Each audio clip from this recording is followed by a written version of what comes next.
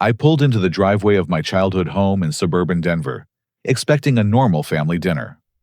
Walking through the front door, I immediately noticed 30 relatives crowding the living room, but nobody acknowledged my presence. My mother, Patricia, rushed past me without eye contact.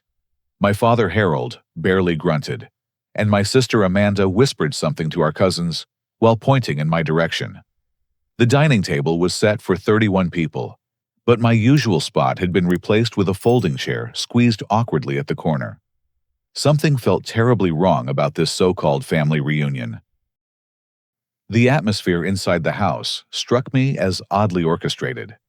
I had arrived expecting what my mother described over the phone as a special family gathering to catch up with everyone. Instead, I found myself surrounded by relatives who seemed to know something I didn't. My Aunt Susan from Phoenix was deep in conversation with Amanda about house renovations. My Uncle Robert discussed his son's recent promotion at the auto dealership with my father. Cousin Jennifer proudly displayed engagement photos to a cluster of female relatives near the kitchen entrance. Every attempt I made to join these conversations resulted in polite smiles, followed by people gradually turning their backs to me. When I approached my cousin David to ask about his new job in construction, he gave me a brief nod before immediately walking away to talk with someone else. The pattern repeated itself throughout the first hour. Relatives who had always been friendly during previous gatherings now treated me like an uninvited stranger who had wandered into their private party. My business had been thriving lately. 6 months earlier, my software consulting company had landed a massive government contract worth $3 million.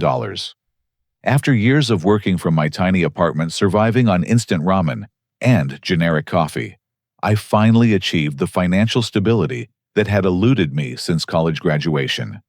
The irony wasn't lost on me that my family had consistently dismissed my computer work as a worthless hobby, comparing my efforts unfavorably to Amanda's steady job as a dental hygienist and her marriage to Brad, a construction foreman with a reliable paycheck. Growing up, I had always been the odd one out in our blue-collar household. My parents worked manufacturing jobs at the local plant, putting in overtime shifts to make ends meet. They viewed my computer science degree as an expensive waste of time and money, frequently reminding me that real men worked with their hands, not keyboards. Family gatherings throughout my 20s reinforced this dynamic, with relatives asking when I planned to get a real job while praising Amanda's practical career choices and domestic achievements. The recent months had brought an unexpected change in family communication patterns.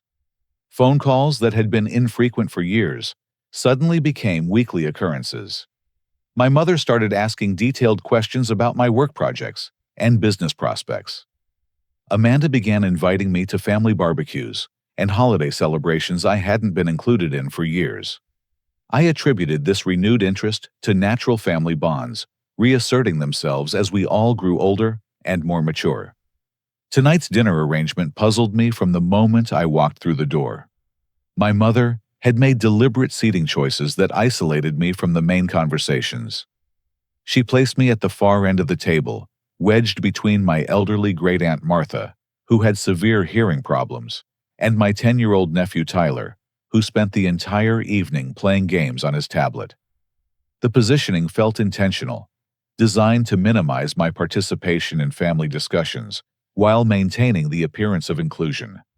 During the appetizer course, I noticed my father checking his phone repeatedly and exchanging meaningful glances with my mother.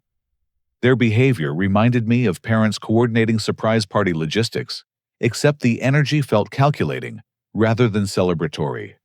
Other relatives seemed unusually interested in my reactions to their conversations about financial struggles and business opportunities. Uncle Robert mentioned his auto dealership facing supply chain challenges. Cousin Jennifer discussed wedding expenses, putting strain on her budget. Mark brought up his dream of opening a restaurant if he could secure proper funding. The conversations felt rehearsed, like everyone had prepared talking points designed to elicit specific responses from me. I found myself wondering if this gathering had a hidden agenda beyond simple family bonding.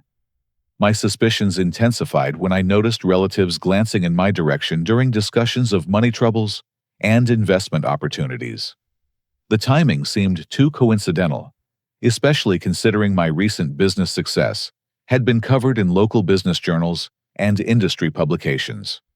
As the evening progressed, I became increasingly aware of whispered conversations that stopped abruptly when I approached.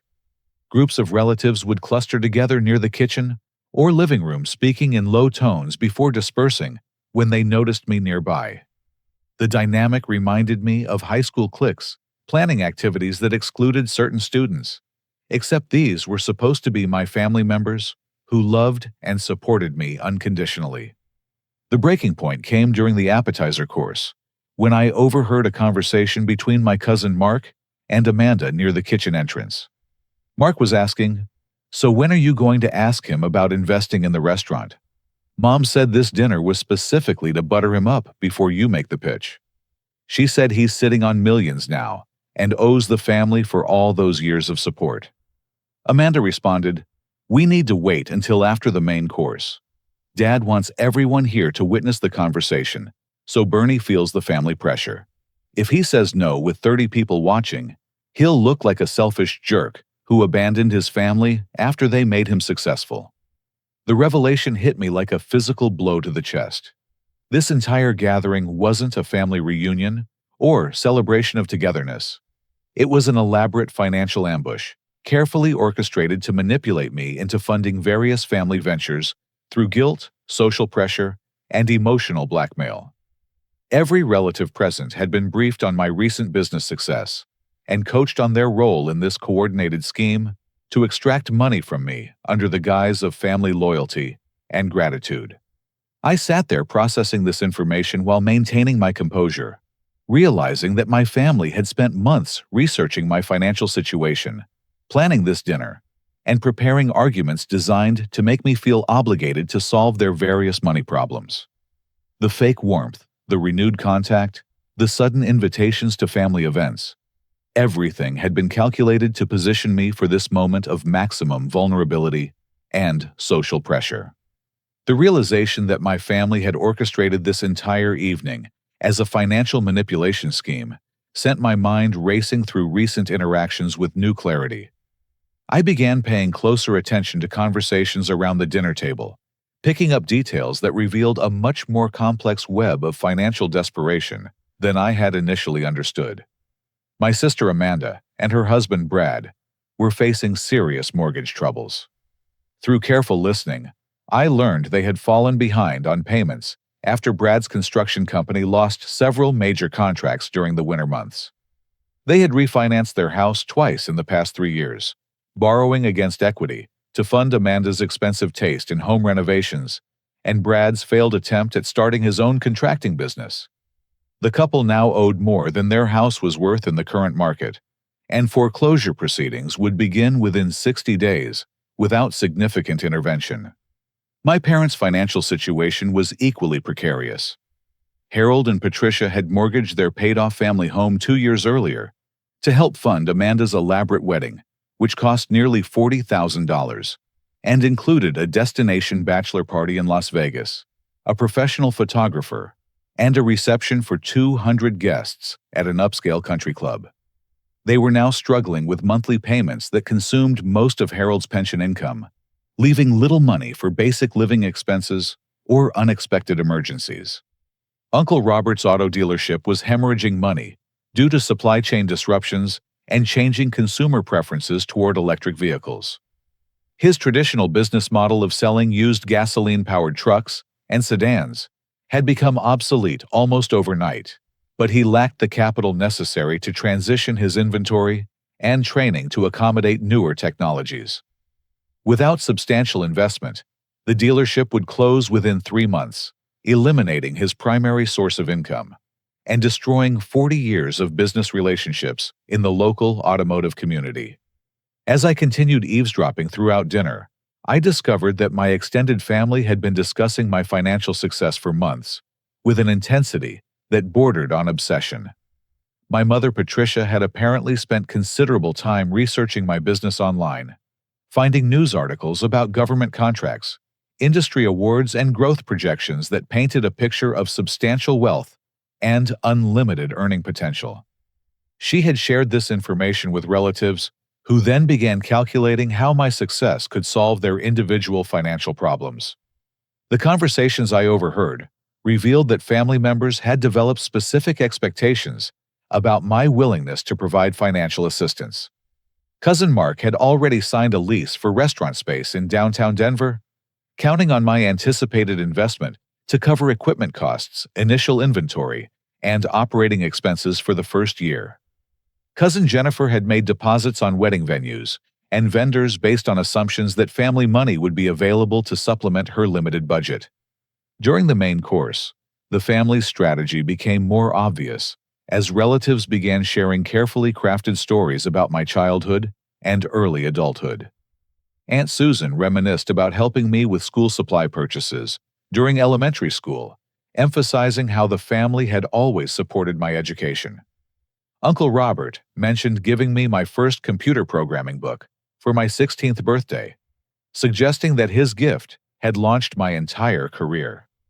My parents brought up college tuition payments, room and board expenses, and all the financial sacrifices they had made to ensure my educational success. These weren't genuine memories shared with affection. They were building a case for why I owed them financial compensation for their past investments in my development. Every story included dollar amounts, specific expenses, and calculations about how family support had enabled my current success. The narrative they constructed suggested that my business achievements belonged partially to them because they had provided the foundation that made everything possible. The coordination became even more apparent when Amanda stood up during dessert and delivered what was clearly a rehearsed presentation about family loyalty and obligation. She spoke about how successful people have responsibilities to those who believed in them during difficult times. Her speech included references to specific family members who had made sacrifices, detailed explanations of current family financial needs, and suggestions about how my resources could solve multiple problems simultaneously while strengthening family bonds. Amanda pulled out a manila folder containing printed documents that she distributed around the table, like a business presentation. The materials included detailed business plans for Mark's restaurant concept, architectural drawings for her house renovation project, debt consolidation, spreadsheets for our parents' mortgage situation, and expansion proposals for Robert's dealership transition to electric vehicle sales. Each document was professionally formatted with financial projections, timeline estimates, and investment requirements clearly outlined. The folder also contained printed emails that Amanda accidentally dropped while distributing other materials. I managed to glimpse correspondence between family members dating back 4 months, revealing the extensive planning that had gone into this evening's manipulation. One email from my mother to Amanda particularly caught my attention. Bernie was always selfish, but now that he has money, we can finally make him useful to the family. He'll feel too guilty to say no if we do this right. We just need to make sure he understands how much we've all sacrificed for him over the years. Another email thread discussed timing strategies for approaching me about investments. The family had analyzed my personality traits, identifying guilt and social pressure as my primary emotional vulnerabilities. They planned to use the presence of 30 relatives as psychological leverage, knowing that I would be reluctant to appear selfish or ungrateful in front of an audience that included elderly family members and children who looked up to me. The most disturbing discovery was a spreadsheet that calculated my expected net worth based on publicly available information about my business contracts. The family had estimated my liquid assets, projected my future earnings, and determined what percentage of my wealth they considered reasonable for family assistance. Their calculations assumed that I should be willing to contribute at least 30% of my current assets to solve various family financial problems, treating my success as a communal resource rather than personal achievement. As I processed this information, I realized that my family's renewed interest in maintaining relationships with me had nothing to do with love, respect, or genuine affection. They had been monitoring my career progress, researching my financial status, and planning this elaborate scheme to extract money from me while maintaining the appearance of normal family dynamics. Their willingness to deceive me so thoroughly revealed that they viewed me as a financial resource rather than a person deserving of honest relationships. The dinner continued with increasing pressure, as relatives shared their individual financial struggles with calculated timing. Each story was designed to demonstrate need, while emphasizing how family support had historically helped me succeed. The emotional manipulation became more aggressive as the evening progressed, with family members making direct eye contact while describing their desperation and explaining how my assistance could transform their lives. I sat there maintaining my composure, while internally grappling with the realization that everything I thought I knew about my family relationships was based on deception and manipulation. Their love had always been conditional. Their support had always come with expectations of future reciprocation, and their current crisis had simply revealed the transactional nature of what I had mistaken for genuine family bonds. The formal presentation of their demands came when Amanda called for everyone's attention and announced that the family had prepared a special request for my consideration. She explained that my recent business success represented an opportunity to strengthen family relationships while helping loved ones achieve their dreams and overcome financial challenges that were preventing them from reaching their full potential. Amanda's presentation was polished and professional, clearly rehearsed multiple times before tonight's performance. She spoke about family legacy, shared prosperity, and the importance of successful members lifting up those who had supported them during their journey. Her arguments were logical and emotionally compelling, designed to make refusal seem selfish and unreasonable to anyone listening without complete context about the manipulation involved. The financial request totaled $400,000, distributed across multiple family projects.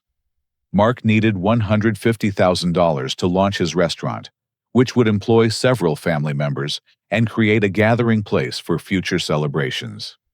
Amanda and Brad required $100,000 to save their house and complete renovations that would increase property value for the entire neighborhood.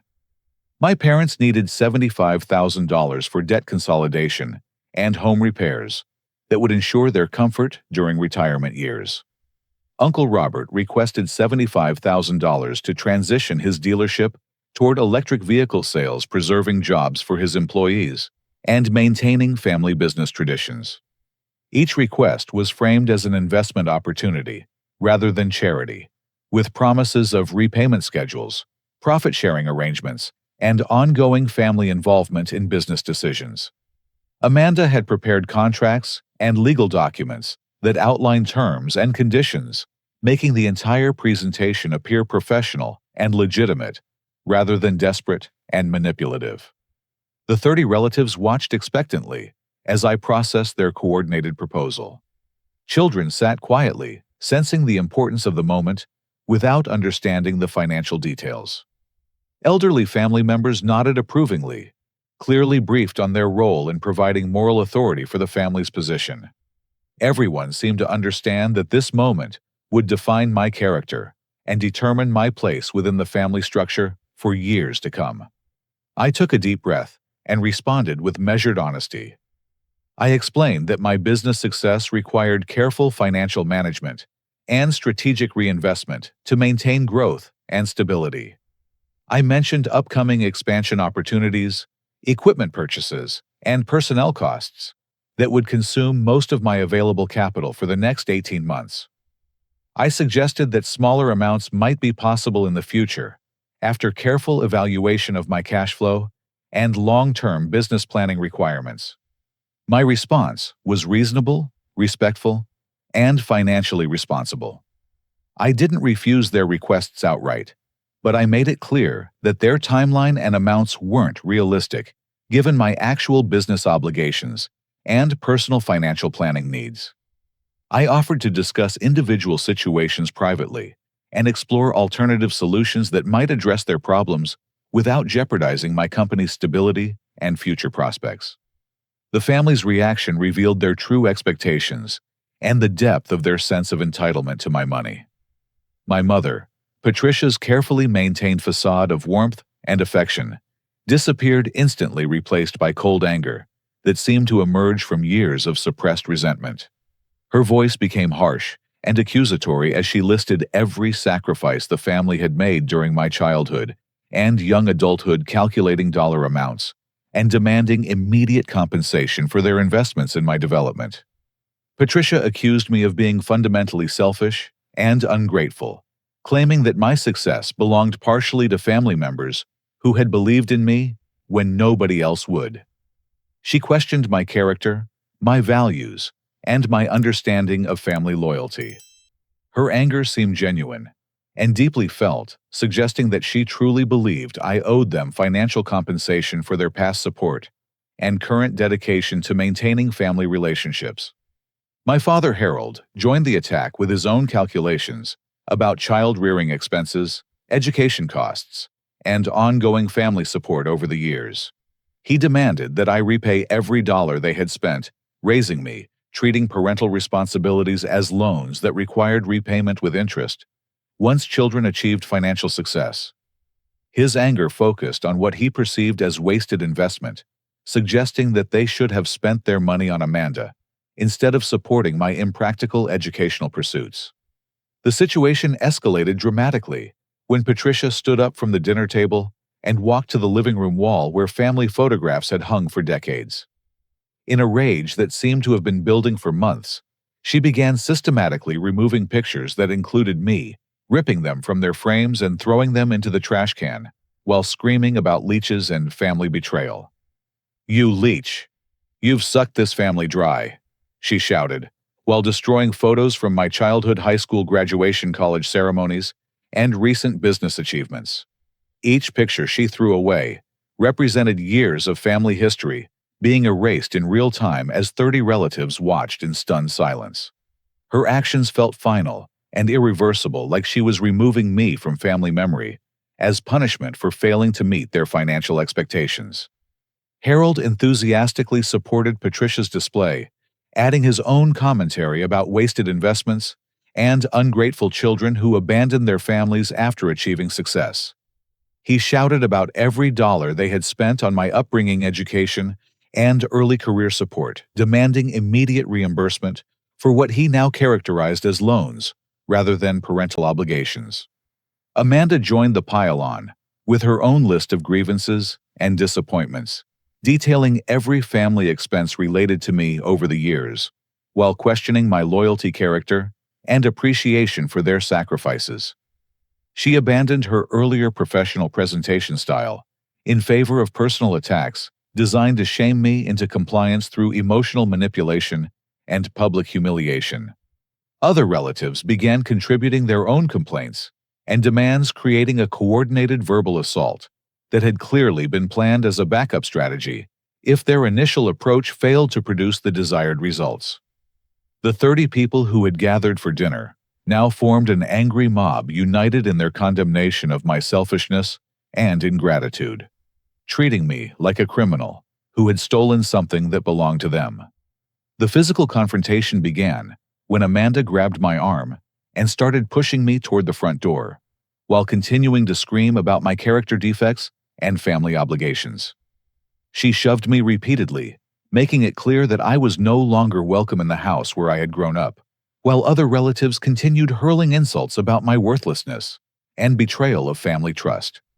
As I was being forced toward the exit, my phone buzzed with a text message that was visible to several family members nearby.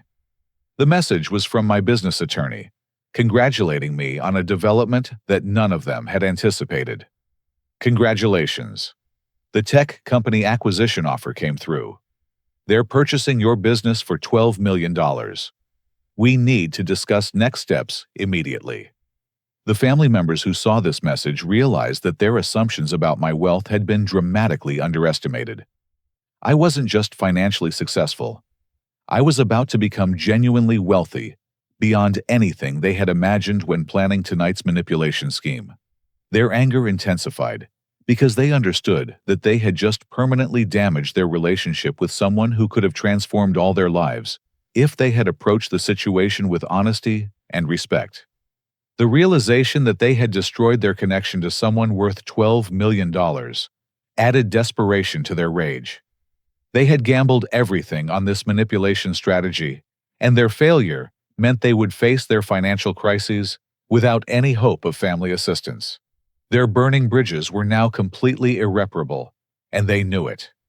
I said absolutely nothing during the entire confrontation. While 30 family members screamed insults, made demands, and physically pushed me toward the door, I maintained complete silence and dignity. This response seemed to unnerve them more than any angry rebuttal or defensive argument would have accomplished. My quiet composure in the face of their coordinated attack made their behavior appear even more unreasonable and desperate to anyone observing the situation objectively. Walking to my car, while their shouts continued behind me, I felt a strange sense of clarity and relief, rather than the devastation they had intended to inflict. Their willingness to destroy family relationships over money revealed truths about their character that I had been avoiding for years. This confrontation had simply made explicit what had always been implicit in our family dynamics. Their love and acceptance had always been conditional on my ability to serve their needs and expectations. During the drive home to my downtown apartment, I processed what had just occurred while handling urgent text messages from my business attorney about the acquisition offer. The contrast between my professional success and personal family rejection felt surreal, like I was living in two completely different realities simultaneously. My business life was reaching new heights of achievement and recognition, while my family life had just exploded into permanent dysfunction and mutual hostility. Over the next 24 hours, I found myself surprisingly calm and focused, despite the emotional trauma of being rejected by my entire extended family. The business acquisition required immediate attention and careful decision-making, giving me productive tasks that prevented dwelling on the personal hurt and disappointment of discovering my family's true feelings about me as a person, rather than a potential financial resource. I hired a private investigator to research my family's actual financial situations, wanting to understand the complete scope of their problems and verify the claims they had made during dinner. The investigation revealed that their financial crises were much more severe than they had admitted, with debt levels and timeline pressures that made their desperation understandable, even if their manipulation tactics were inexcusable. My parents were actually 3 months behind on mortgage payments, rather than current, but struggling as they had suggested. Foreclosure proceedings would begin within 30 days, unless they could produce a substantial payment to bring their account current. They had borrowed against their life insurance policies, maxed out credit cards, and taken cash advances to cover basic living expenses, while avoiding honest discussions about their financial reality with family members who might have provided help through legitimate channels. Amanda and Brad's situation was equally dire, with credit card debt exceeding $50,000, in addition to their mortgage problems. They had been making minimum payments by borrowing from other sources, creating a debt spiral that would inevitably lead to bankruptcy within 6 months, regardless of any assistance they might receive. Their financial planning had been consistently irresponsible for years, with spending patterns that assumed unlimited credit availability and steady income increases that never materialized. Uncle Robert's dealership was not just struggling with supply chain issues. It was completely insolvent, with debts exceeding assets by more than $200,000. He had been concealing the severity of his business problems from family members while desperately seeking investment capital that could postpone but not prevent the inevitable closure. His employees had not been paid in 2 weeks, and several suppliers had initiated legal action to recover unpaid invoices for parts and services. The most disturbing discovery was that my family's financial planning around my anticipated contributions had been ongoing for more than a year. They had been making major purchases, signing contracts, and taking on new debt based on assumptions that I would eventually solve their problems through family investment schemes. Their entire approach to money management had become dependent on exploiting my success, rather than addressing their own irresponsible spending patterns and poor business decisions. Cousin Mark had not only signed a restaurant lease, but had also ordered equipment, hired contractors, and made deposits on supplies based on confidence that family money would be available to fund his venture.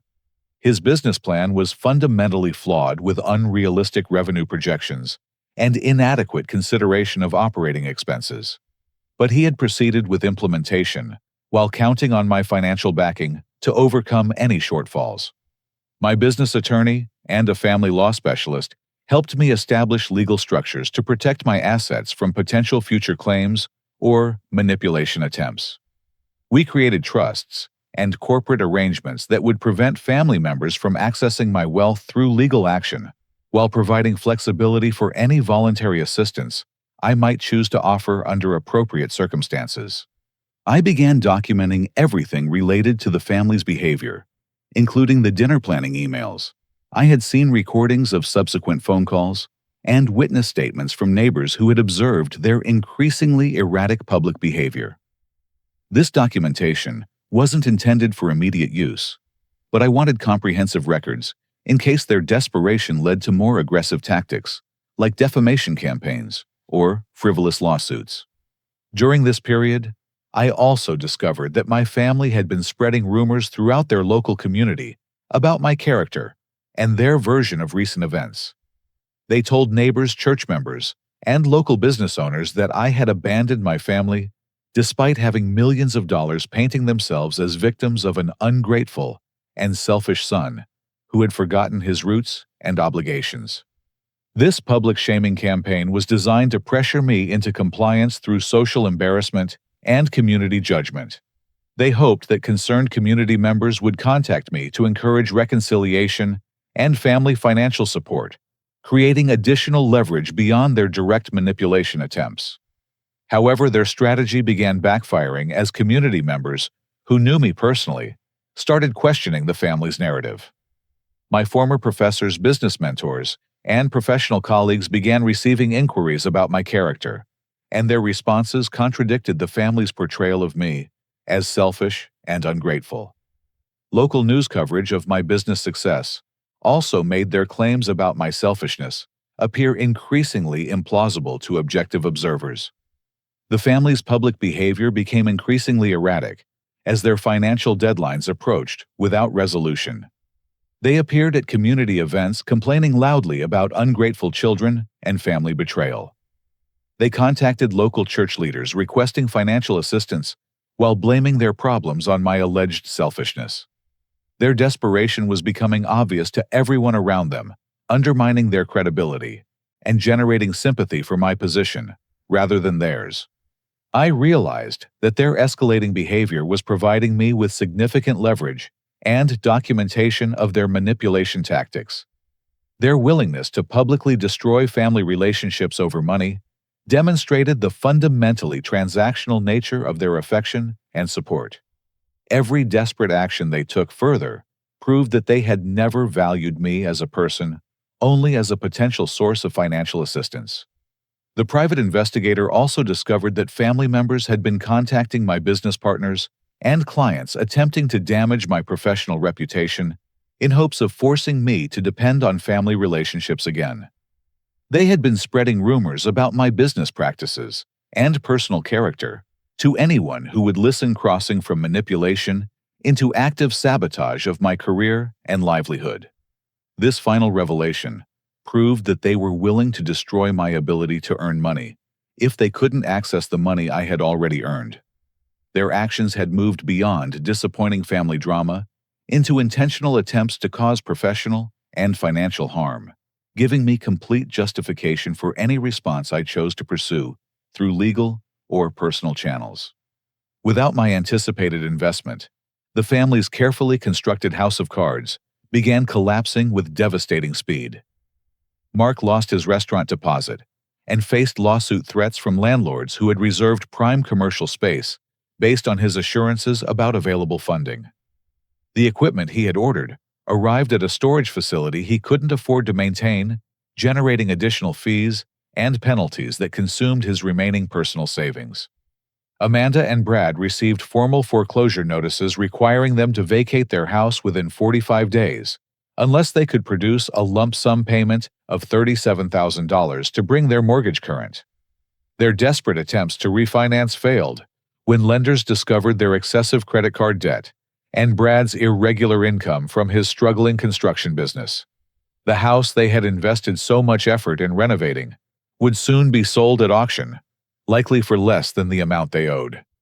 Harold and Patricia got their final warning from the mortgage company, with foreclosure proceedings scheduled to begin within 2 weeks, unless they could demonstrate ability to make current payments, plus outstanding arrears. Harold's pension income wasn't sufficient to support their debt load, and their attempts to borrow against remaining assets had been exhausted months earlier. They faced the possibility of losing the family home where they had lived for 30 years and raised their children. The family's response to these escalating crises involved increasingly desperate attempts to reach me through intermediaries and manipulation tactics. Distant relatives who had barely spoken to me in years suddenly called with expressions of concern about family relationships and suggestions for healing damaged bonds.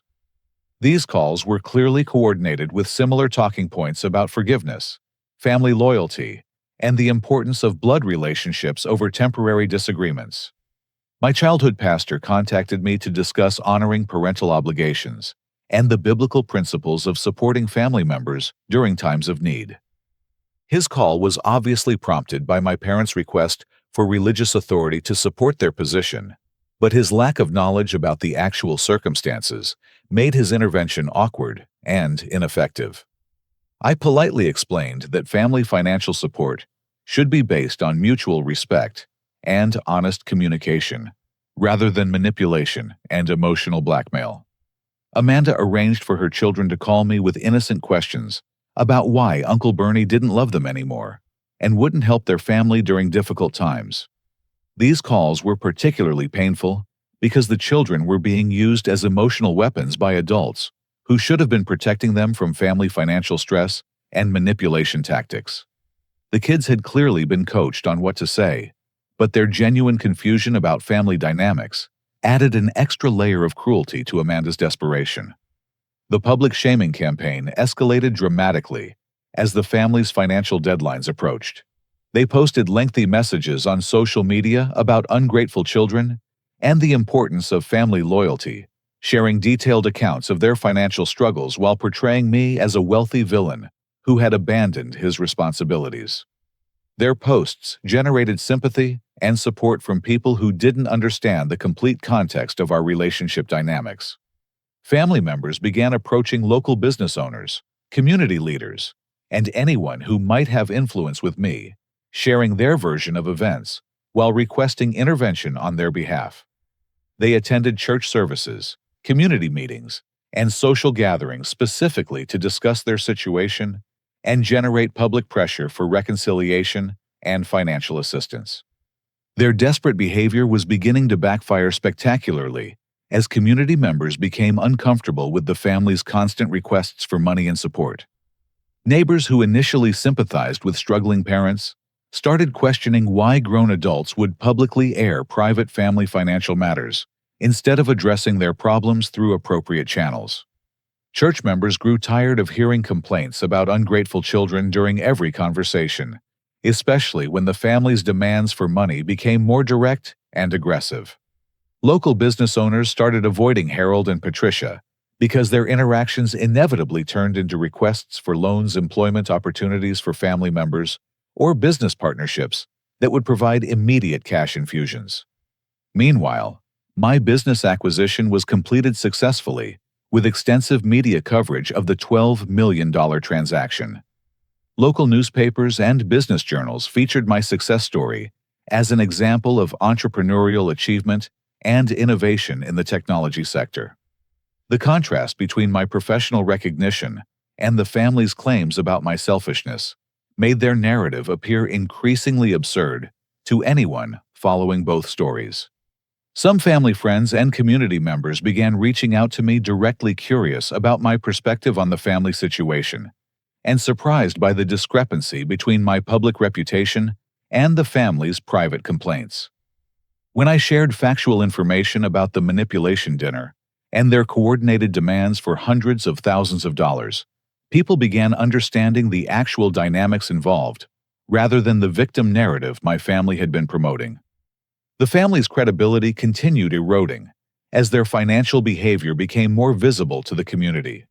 Neighbors noticed unusual activity, like moving trucks, storage unit rentals, and estate sale preparations that contradicted their claims about temporary financial difficulties, requiring modest family assistance.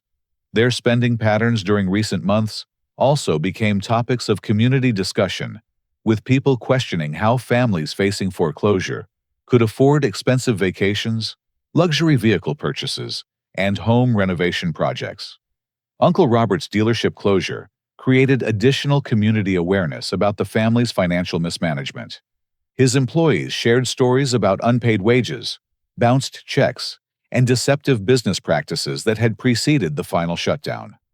Local suppliers and service providers compared experiences with unpaid invoices and broken promises, revealing a pattern of financial irresponsibility that extended far beyond simple bad luck or economic circumstances. The family's attempts to blame their problems on my alleged selfishness became less convincing as more people learned about their actual spending habits, debt accumulation, and poor financial decision-making over several years. Community members began questioning whether family financial assistance would actually solve their problems, or simply enable continued irresponsible behavior without addressing underlying issues. Their increasingly aggressive tactics for pressuring me into compliance started generating negative reactions from community members who valued family privacy and appropriate boundaries.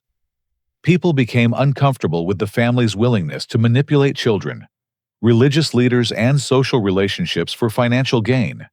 Recognizing these behaviors as manipulative and inappropriate, regardless of their financial desperation, I learned that family members had contacted a local news reporter, planning to present themselves as victims of a greedy son who had abandoned his family despite having millions of dollars. They intended to do a public interview that would portray me as a villain while generating sympathy and possibly financial support from the wider community through crowdfunding or charitable donations. However, I had been preparing for this possibility by documenting their manipulation tactics and building relationships with community leaders who understood the actual circumstances. I had recordings of their phone calls, copies of their planning emails, and witness statements that would expose their coordinated deception if they chose to make our private family matters part of public discourse. Their planned media strategy represented a final escalation that would give me the perfect opportunity to defend myself publicly while revealing the truth about their manipulation campaign. I realized that their desperation was pushing them toward tactics that would ultimately backfire and further damage their credibility, while vindicate my decision to maintain boundaries and refuse their financial demands. Before the family could execute their planned media strategy, their increasingly erratic public behavior caught the attention of community leaders who had known me since childhood. My former high school teachers, college professors, and business mentors began vouching for my character when asked about the family's claims, creating a counter-narrative that challenged their victim story and supported my reputation for integrity and responsibility. The revelation about my $12 million business acquisition had transformed the family's attitude from angry disappointment to absolute panic. They now understood that their assumptions about my wealth had been dramatically underestimated, and their decision to destroy our relationship had cost them access to financial resources that could have solved all their problems multiple times over. Exactly 1 week after the dinner confrontation, their desperation reached a breaking point that manifested in a barrage of increasingly frantic communication attempts. Harold started calling me at 6 in the morning, leaving 40 messages over the course of 3 hours that alternated between threats and pleading anger and desperation, legal intimidation, and emotional manipulation. His early voicemails were angry and demanding, insisting that I owed the family money and threatening to pursue legal action if I didn't immediately provide the assistance they required. He calculated specific dollar amounts for child-rearing expenses, education costs, and ongoing support over the years, demanding repayment with interest, as if parental obligations were business loans requiring compensation. As the morning progressed, Harold's messages became more desperate and pleading. He admitted that the family was facing immediate crises that would destroy their lives without intervention, acknowledging that their financial planning had been irresponsible, while begging me to consider the human consequences of my refusal to help people who had sacrificed everything for my success. His final messages revealed information he hadn't shared during the dinner, including details about gambling debts, medical expenses, and other financial obligations that made their situation even more dire than they had originally admitted. Harold's complete breakdown on voicemail demonstrated the depth of their desperation, while also revealing additional deceptions about their circumstances and the extent of their financial mismanagement.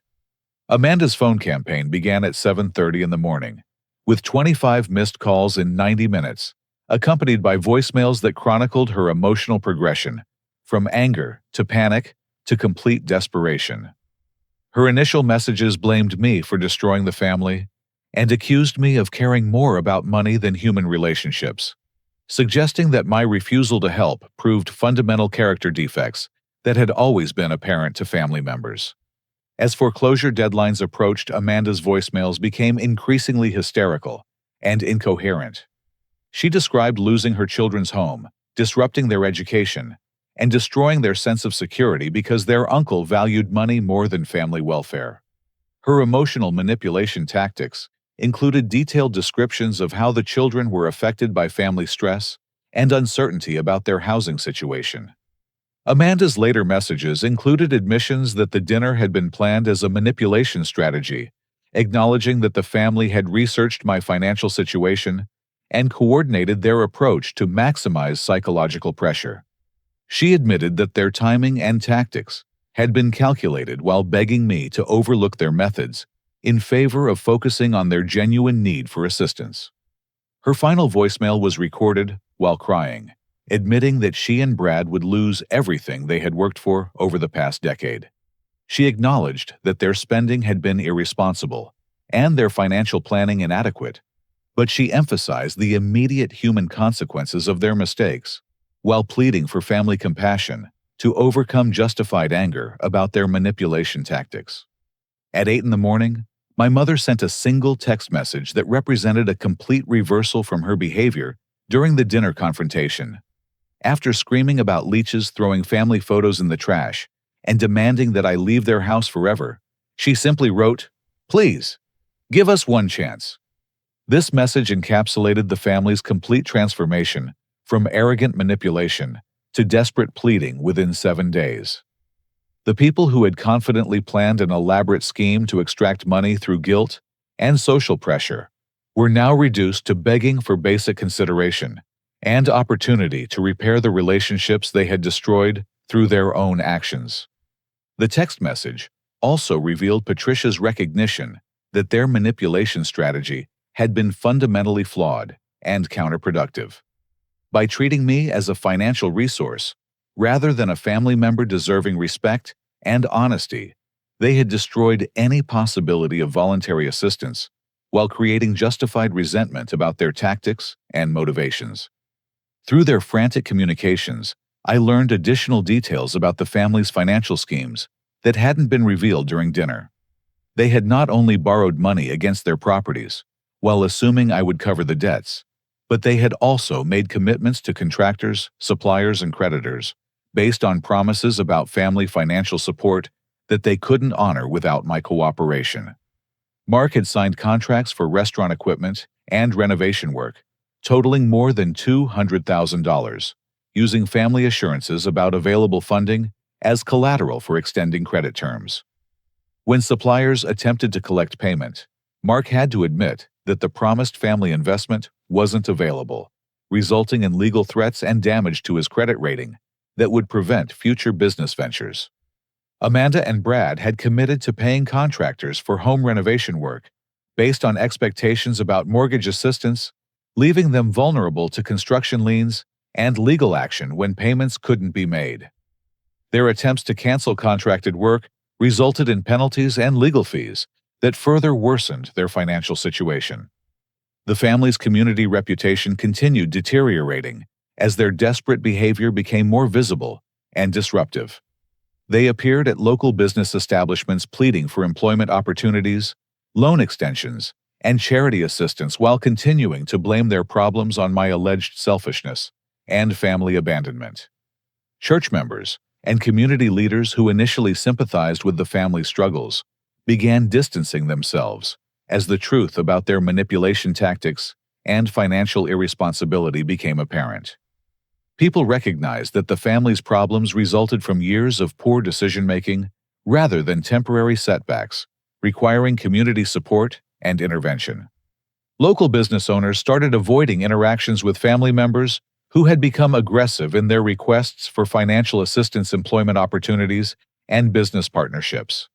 The family's reputation for manipulation and unrealistic expectations made them unwelcome in professional and social settings, where they had previously maintained good relationships.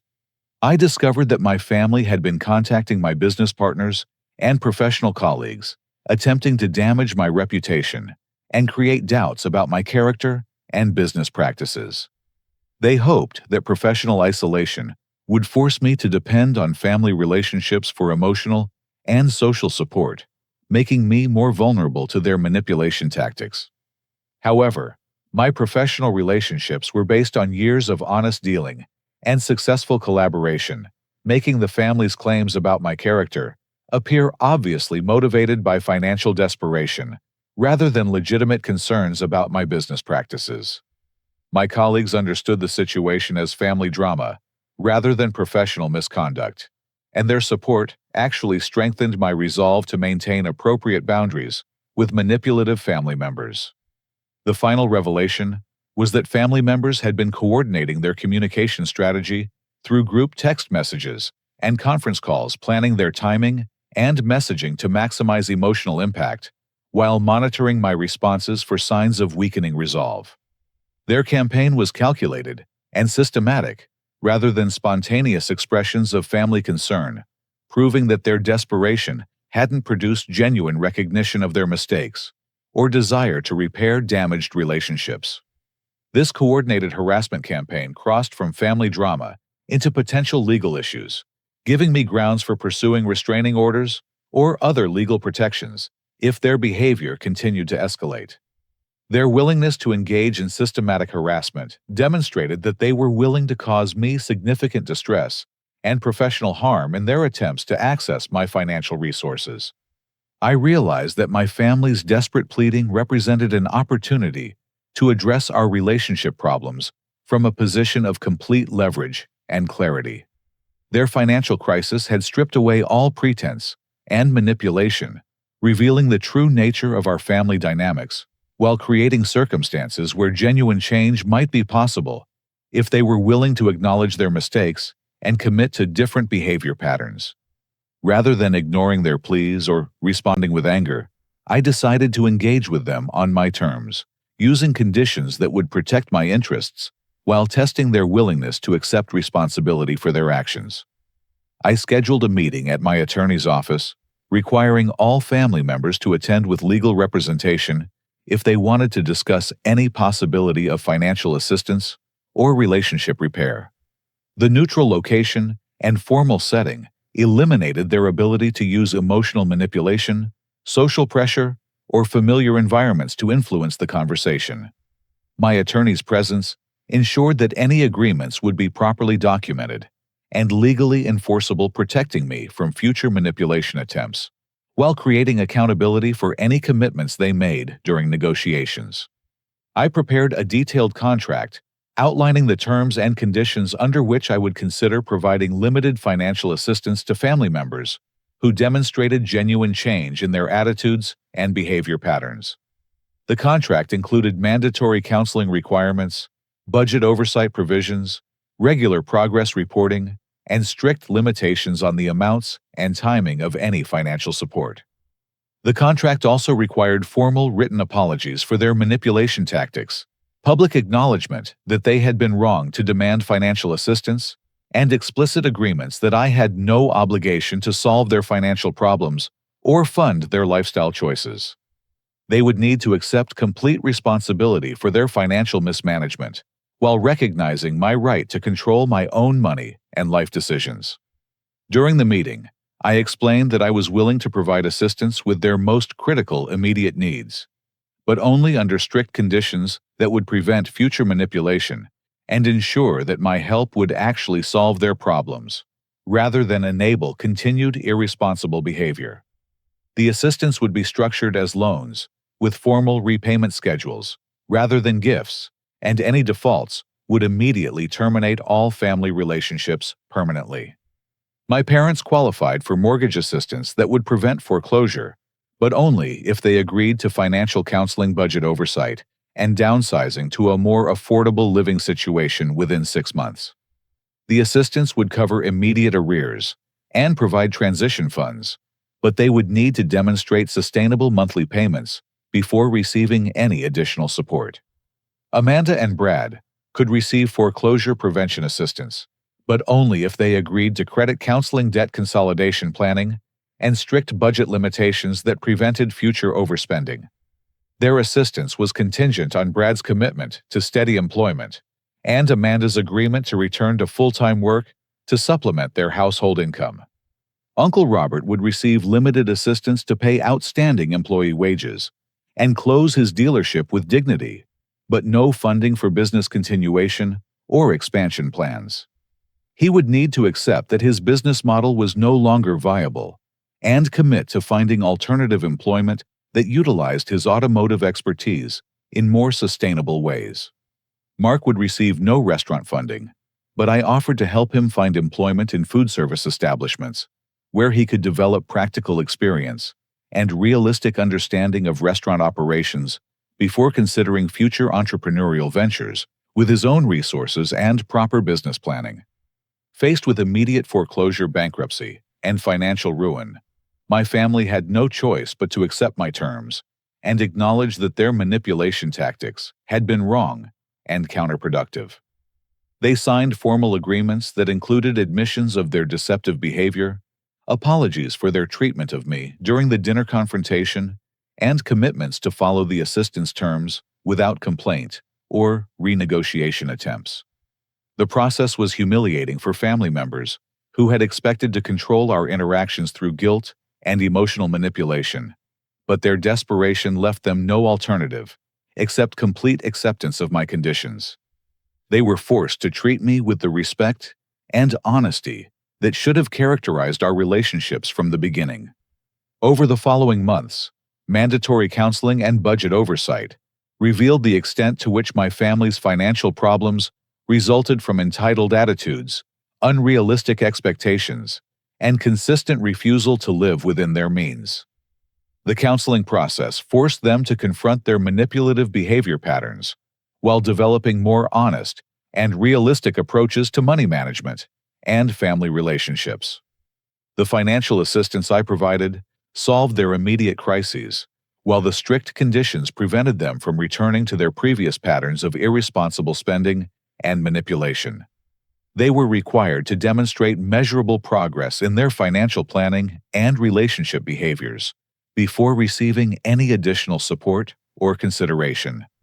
Community members who had witnessed their desperate behavior and manipulation tactics gradually saw evidence of genuine change as family members acknowledged their mistakes, took responsibility for their actions, and worked to repair damaged relationships through consistent behavior rather than empty promises or emotional appeals.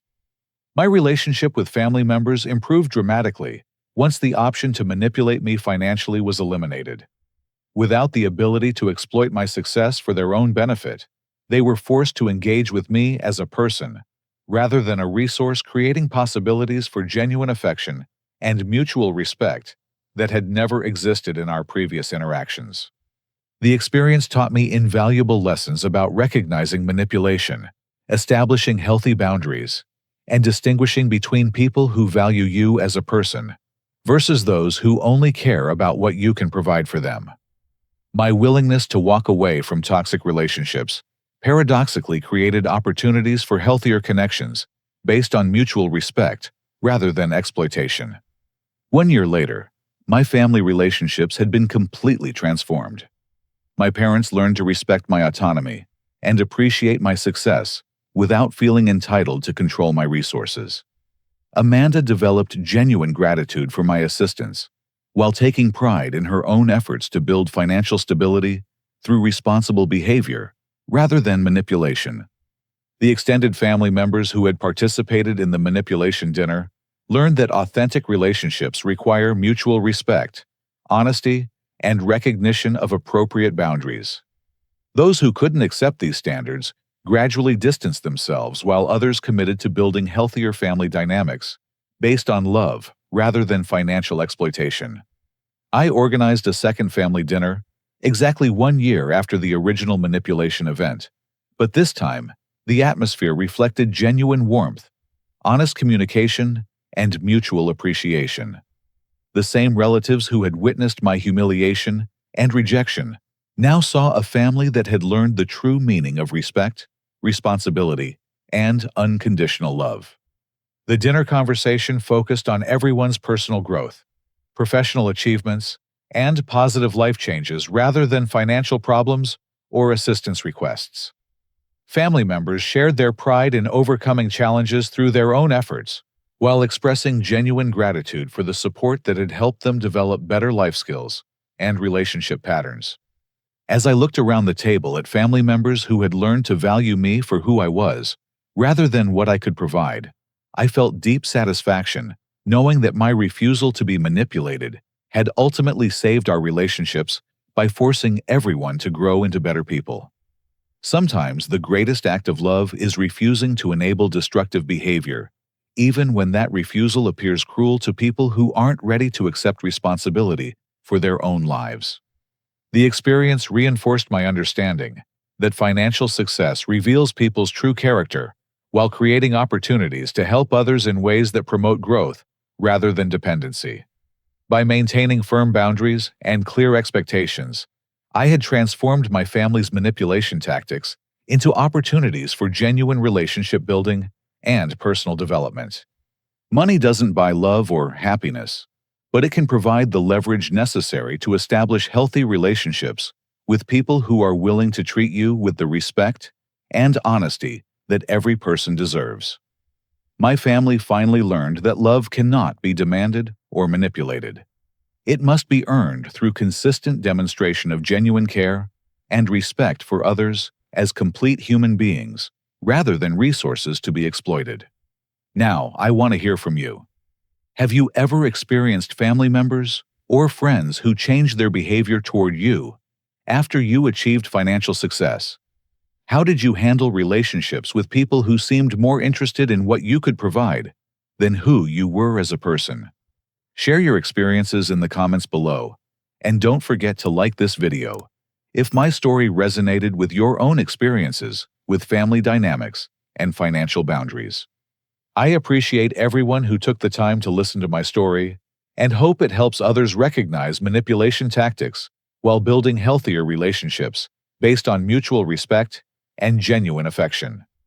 Please subscribe to hear more stories about overcoming family challenges and establishing healthy boundaries, and share this video with anyone who might benefit from understanding how financial success can reveal the true nature of family relationships. Thank you for allowing me to share this difficult but ultimately hopeful chapter of my life, and I wish you all the strength and wisdom to build relationships that honor your worth as a complete person, rather than treating you as a resource to be exploited.